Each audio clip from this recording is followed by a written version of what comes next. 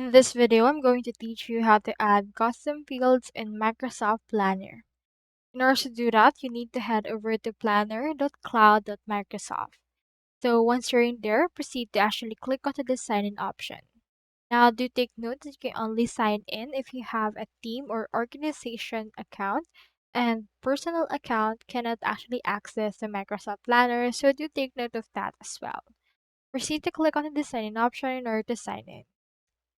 Now here is my actual planner. I have in here 4 plans.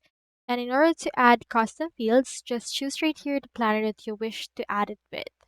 For example, let's add it on my everyday life planner. Once you have done that, this should be able to show you right here your actual planner. So onto this part, make sure that you're actually on the grid option and not on the board option or others like schedule and charts. So for this, you can see that we have fields such as task name, assignment, start date, due date, and buckets. So these are what we call fields.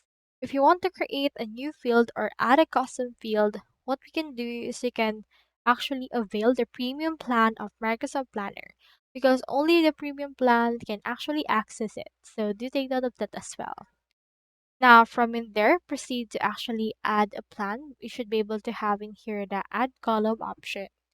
So onto that, head over and select the most appropriate type for your custom field, such as text, date, number, yes or no, or choice.